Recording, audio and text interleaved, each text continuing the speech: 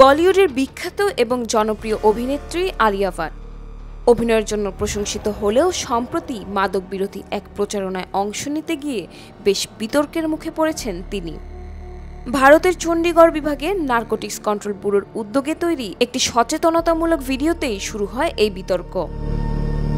ভারতীয় গণমাধ্যম জানিয়েছে, মাদক বিরোধী প্রচারমূলক সেই ভিডিওতে আলিয়া বলেন, হ্যালো বন্ধুরা, আজ আমি একটি খুব গুরুতর বিষয় নিয়ে কথা বলতে চাই, মাদকাসক্তি এবং এটি কিভাবে আমাদের জীবন, সমাজ ও জাতির জন্য হুমকি হয়ে উঠছে।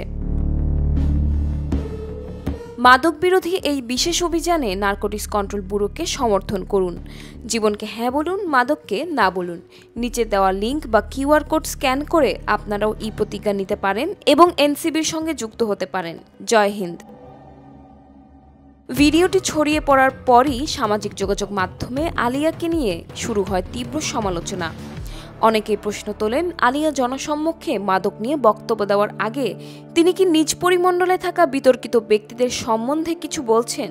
সমালোচনা বাড়তে থাকায় ভিডিওটির মন্তব্য করার অপশন বন্ধ করে দেওয়া হয়।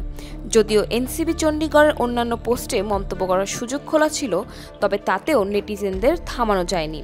কোড টুইট অপশনের মাধ্যমে অনেকে আলিয়ার ভিডিওকে বিদ্রুপাত্মক এবং মজার বলে ব্যঙ্গ করেন।